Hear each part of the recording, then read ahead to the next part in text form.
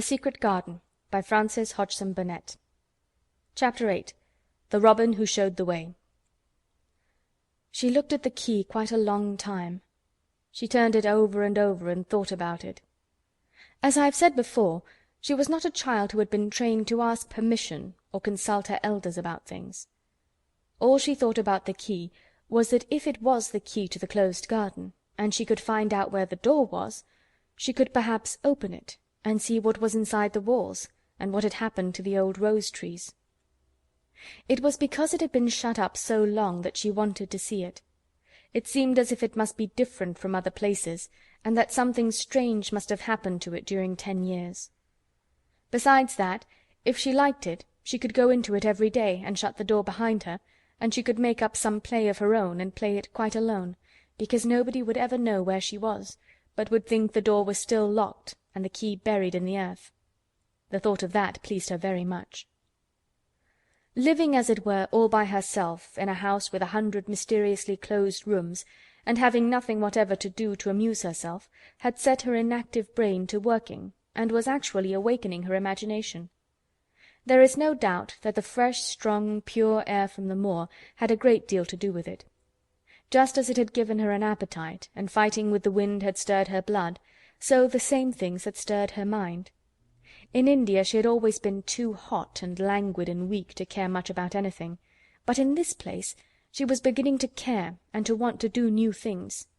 Already she felt less contrary, though she did not know why. She put the key in her pocket and walked up and down her walk. No one but herself ever seemed to come there, so she could walk slowly and look at the wall, or rather at the ivy growing on it.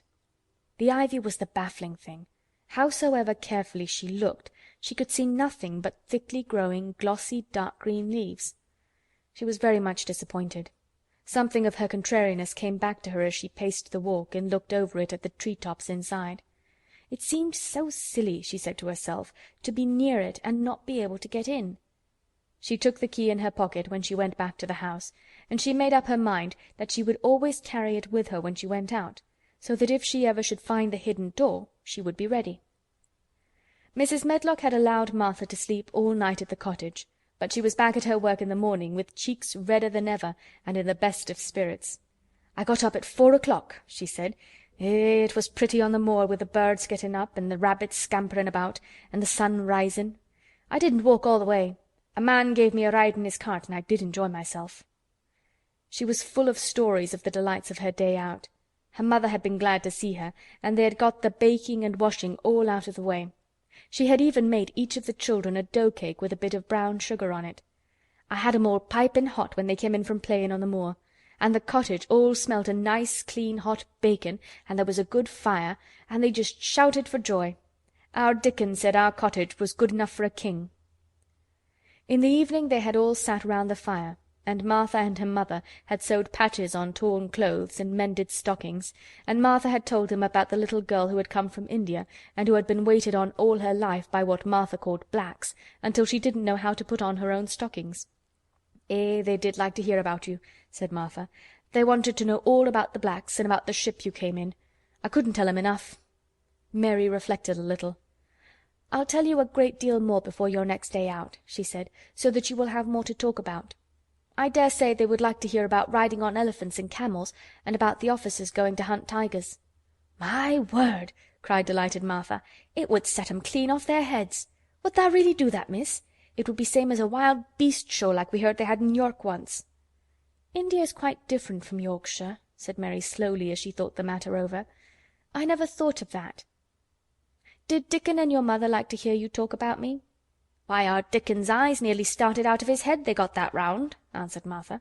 "But mother, she was put out about your seemin' to be all by yourself like. She said, 'Hasn't Mr. Craven got no governess for her, nor no nurse?' And I said, 'No, he hasn't, though Mrs. Medlock says he will when he thinks of it, but she says he mayn't think of it for 2 or 3 years. "I don't want a governess," said Mary sharply. "But mother says you ought to be learnin' your book by this time, and you ought to have a woman to look after you, and she says, 'Now, Martha, you just think how you'd feel yourself in a big place like that, wanderin' about all alone and no mother. You do your best to cheer her up,' she says, and I said I would." Mary gave her a long, steady look.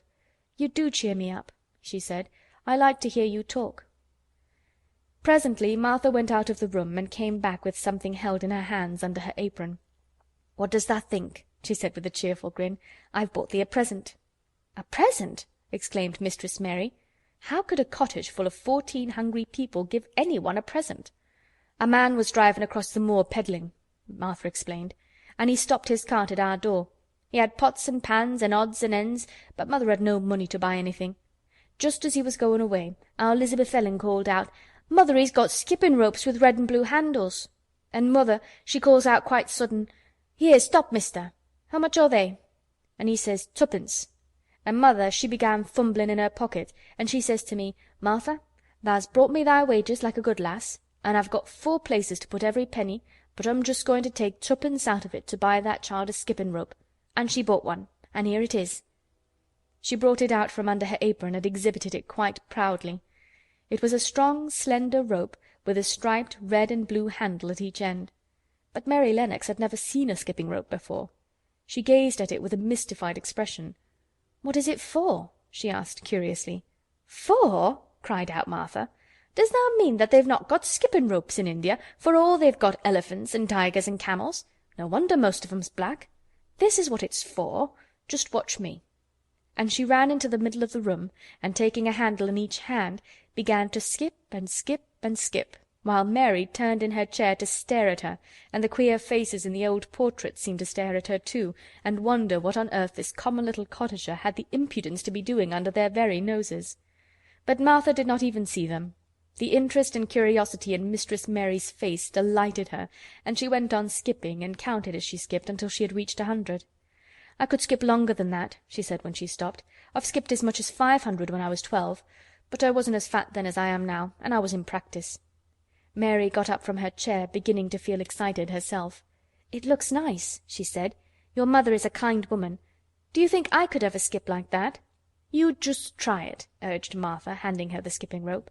"You can't skip 100 at first, but if you practice you'll mount up. That's what Mother said. She says, 'Nothin' will do her more good than skipping rope. It's the sensiblest toy a child can have. Let her play out in the fresh air skipping, and it'll stretch her legs and arms and give her some strength in 'em." It was plain that there was not a great deal of strength in Mistress Mary's arms and legs when she first began to skip. She was not very clever at it, but she liked it so much that she did not want to stop. "Put on thy things and run and skip out of doors," said Martha. "Mother said I must tell you to keep out of doors as much as you could, even when it rains a bit, so as thou wrap up warm." Mary put on her coat and hat and took her skipping rope over her arm. She opened the door to go out, and then suddenly thought of something, and turned back rather slowly. "Martha," she said, "they were your wages. It was your 2 pence, really. Thank you." She said it stiffly, because she was not used to thanking people, or noticing that they did things for her. "Thank you," she said, and held out her hand, because she did not know what else to do. Martha gave her hand a clumsy little shake, as if she was not accustomed to this sort of thing either. Then she laughed. "That a queer old womanish thing," she said. "If tha'd been our Elizabeth Ellen, tha'd have given me a kiss." Mary looked stiffer than ever. "Do you want me to kiss you?" Martha laughed again. "Nay, not me," she answered. "If thou was different, p'raps tha'd want to thysel'. But tha isn't. Run off outside and play with thy rope." Mistress Mary felt a little awkward as she went out of the room. Yorkshire people seemed strange, and Martha was always rather a puzzle to her. At first she had disliked her very much, but now she did not. The skipping rope was a wonderful thing. She counted and skipped and counted until her cheeks were quite red, and she was more interested than she had ever been since she was born. The sun was shining, and a little wind was blowing. Not a rough wind, but one which came in delightful little gusts and brought a fresh scent of newly turned earth with it. She skipped round the fountain garden, and up one walk and down another. She skipped at last into the kitchen garden, and saw Ben Weatherstaff digging and talking to his robin, which was hopping about him. She skipped down the walk toward him, and he lifted his head and looked at her with a curious expression. She had wondered if he would notice her. She wanted him to see her skip. "Well," he exclaimed, "'pon my word, p'raps thou'rt a young un after all, and p'raps tha's got child's blood in thy veins instead o' sour buttermilk. Tha skipped red into thy cheeks as sure as my name's Ben Weatherstaff. I wouldn't have believed tha could do it." "I never skipped before," Mary said. "I'm just beginning. I can only go up to 20.